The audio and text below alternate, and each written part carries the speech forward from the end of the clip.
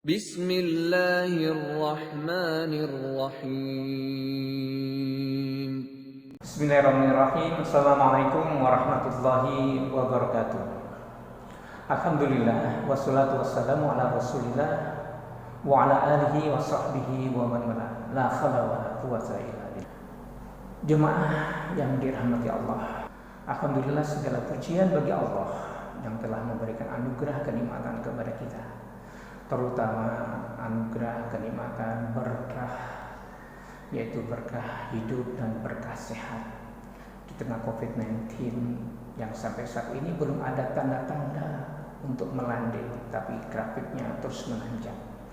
Semoga dengan keberkahan yang Allah berikan ini, berkah sehat, berkah usia, dan berkah rezeki yang Allah berikan kepada kita semakin menambah rasa syukur kita, rasa terima kasih kita kepada Allah, yaitu dengan cara apa? Banyak-banyak mendharma baktikan amal ibadah kita kepada Allah Subhanahu wa taala. Semakin banyak mendekatkan diri kita kepada Allah Subhanahu wa taala, semakin banyak mengingat Allah Subhanahu wa taala. Salawat dan salam terlimpah kepada Nabi Muhammad sallallahu alaihi wasallam, teladan hidup kita, referensi hidup kita, uswah hasanah yang harus kita contoh akhlak, perilaku, karakter beliau, agar kita nantinya bisa bersama-sama bersama Rasulullah SAW dalam surganya. Jemaah yang dirahmati Allah, pada kesempatan yang baik ini saya akan menyampaikan tafsir surat An-Nahl, surat yang ke-16 ayat 1 sampai ayat 6. Ayat 1 sampai ayat 6 ini akan kita bagi menjadi 3 bagian. Ayat 1 dan 2, 2, 3, 4, 5 dan 6. Di ayat yang pertama dan kedua Allah berfirman, A'udzubillahi minasyaitonirrajim. Ata amrullahi fala tasta'jiluh.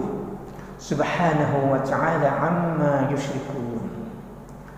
Yunazzilul malaikata birruhi min amrihi ala man yasha'u min ibadihi an anziru annahu la ilaha illa ana fattaqun. Arti dari dua ayat ini, yang pertama adalah ketetapan Allah itu pasti datang, maka janganlah kamu meminta agar dipercepat datangnya. Maha suci Allah dan maha tinggi Dia dari apa yang mereka persekutukan. Dia menurunkan para malaikat membawa wahyu dengan perintahnya, dan Allah berfirman, yaitu peringatkanlah hamba-hambaku bahwa tidak ada Tuhan selain aku, maka hendaklah kamu bertakwa kepadaku. Ayat yang pertama ini ditujukan kepada kaum musyrikin, orang-orang musyrik, orang-orang yang tidak yakin kepada Allah, yang tidak percaya kepada Allah. Mereka itu meminta kepada Nabi Muhammad SAW pada waktu itu untuk minta supaya dipercepat datangnya hari kiamat. Karena mereka tidak yakin apakah akan terjadi kiamat. Inilah karakter orang-orang yang tidak beriman kepada Allah, orang-orang yang tidak yakin kepada Allah, orang-orang musyrik, orang yang mensekutukan Allah, selalu membawa-bawa. Dan bagi orang-orang yang seperti ini, apapun yang kita beritahu, baik kita beri peringatan maupun tidak beri peringatan, sama saja, mereka tidak akan beriman. Sawa'un 'alaihim a'anzartahum am lam tunzirhum la yu'minun. Kenapa? Karena Allah sudah mengunci mati hati mereka. Khatamallahu 'ala qulubihim. Allah mengunci mati hati mereka, pendengaran mereka, penglihatan mereka, dan juga kalau sudah hati sudah dikunci, maka tidak ada yang bisa menembus hati seseorang kecuali Allah Subhanahu wa taala. Tapi kita tidak boleh suudzon kepada mereka. Kita doakan mereka agar orang-orang yang tidak yakin kepada Allah ini mendapatkan hidayah dari Allah Subhanahu wa taala. Siapa tahu suatu saat Allah membukakan hati, karena mengunci mati hati Allah bukakan setitik cahaya sehingga mereka menjadi orang yang beriman. Yang kedua, ayat ini menerangkan bahwa Allah menurunkan para malaikat untuk menyampaikan wahyu dari Allah Subhanahu wa taala. Dan tugas para rasul, para anbiya, para nabi adalah menyampaikan firman-firman Allah ini. Dan kita sebagai hamba Allah yang beriman tidak boleh ragu dengan ayat-ayat Allah ini. Zalikal kitabul la raiba fi hudzal lil muttaqin. Tidak ada keraguan di dalamnya. Apa itu Al-Quran, Alkitab ini bagi orang-orang yang yakin. Maka sebagai hamba beriman, apapun perintah Allah harus dilaksanakan. Apapun yang Allah firmankan di dalam Al-Quran ini harus kita laksanakan sesuai dengan kapasitas dan kemampuan kita. La yukallifullahu nafsan illa wus'aha. Allah tidak membebani kaum sesuai dengan kemampuannya. Kemudian ayat yang ketiga dan yang keempat, Allah berfirman, A'udzubillahi minasyaitonir rajim. Khalaqas samawati wal arda. Khalaqas samawati wal arda bil haqq. Ta'ala 'amma yusyrikun. Khalaqal insana min nutfatin fa idza huwa khasimun mubin. Yang artinya, Dia Allah menciptakan langit dan bumi dengan kebenaran. Maha tinggi Allah dan apa yang mereka persekutukan. Dia telah menciptakan manusia dari mani. Ternyata dia menjadi pembantah yang nyata. Saudaraku jemaah NJL yang dirahmati Allah, yang dimuliakan Allah.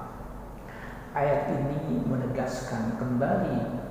Ayat ini juga ditujukan kepada orang-orang yang tidak yakin kepada Allah, supaya membuka mata hatinya, mata penglihatannya dan pendengarannya, bahwa apa yang Allah ciptakan ini agar manusia itu berpikir, oh ternyata luar biasa ciptaan Allah ini.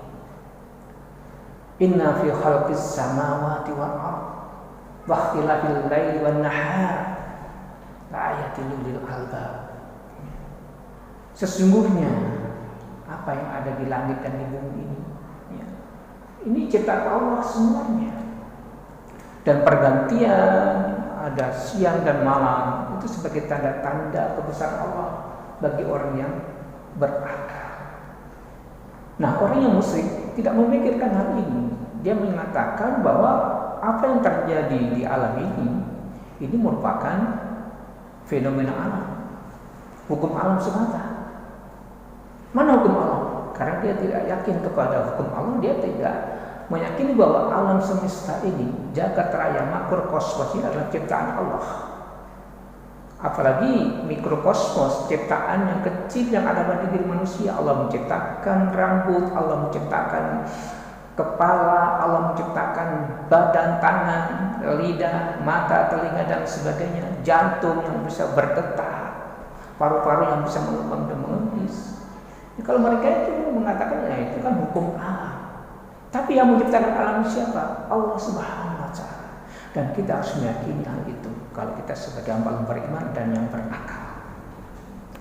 Ayat yang keempat, Allah juga menegaskan lagi bahwa manusia Allah ciptakan dari air yang hina, dari mani, dari sperma. Di surat As-Sajdah ayat yang 9 Allah berfirman, A'udzubillahi minasyaitonir rajim. Summa naslahu min sulalatin min ma'in mahin. Ini ayat 8. Kemudian aku jadikan keturunan kita anak Adam ini dari air yang hina, dari nutfah. Nutfah itu mani. Kalau di ayat ini katakan nutfah. Khalaqal insana min nutfah.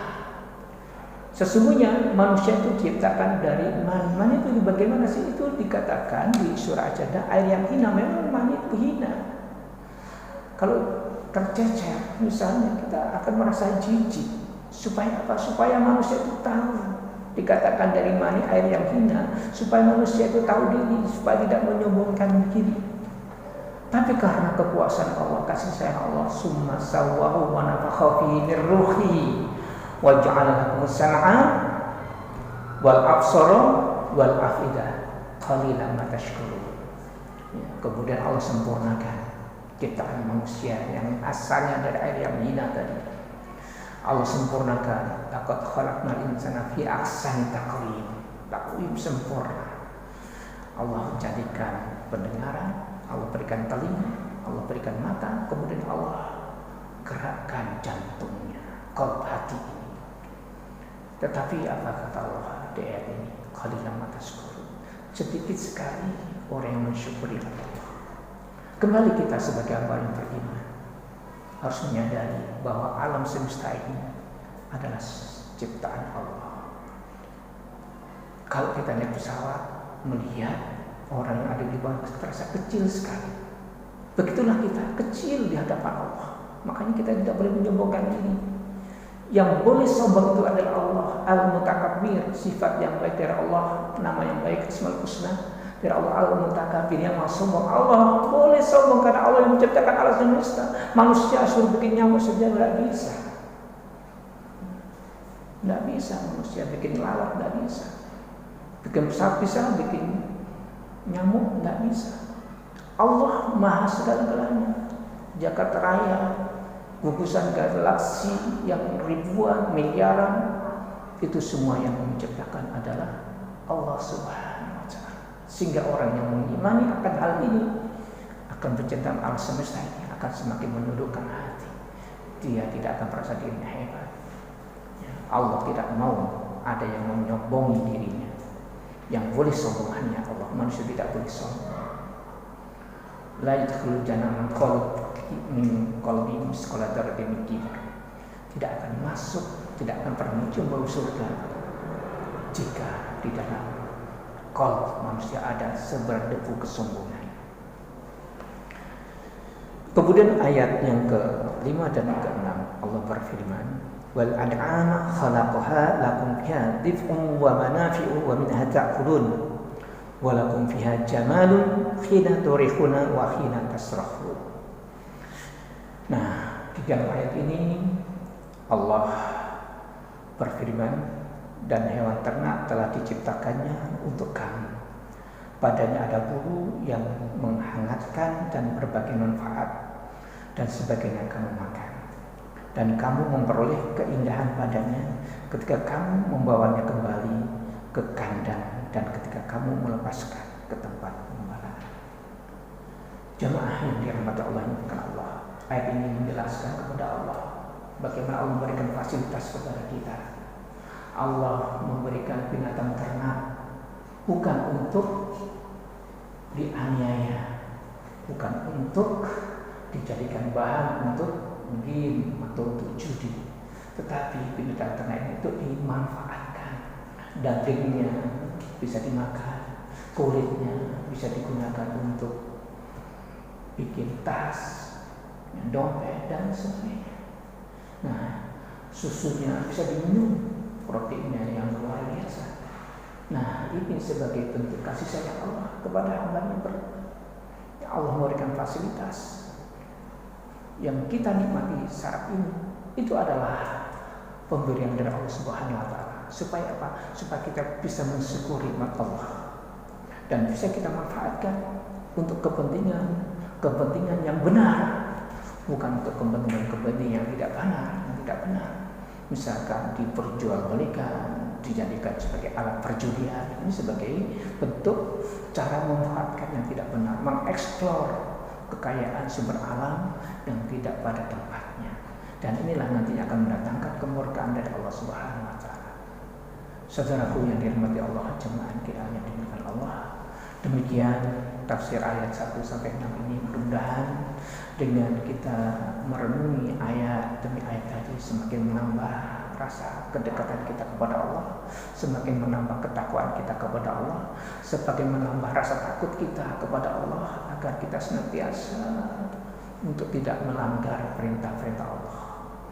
Dan dengan demikian kita sebagai hamba Allah yang muttaqi, hamba Allah yang bertakwa. Dengan ketakwaan inilah Allah akan memuliakan kita. Inna akramakum indallahi atqakum. Barang siapa yang ingin dimuliakan Allah, yang akan dijadikan Allah yang mulia di sisinya, jadilah hamba Allah yang bertakwa. Aku dukul itu wassalamualaikum warahmatullahi wabarakatuh.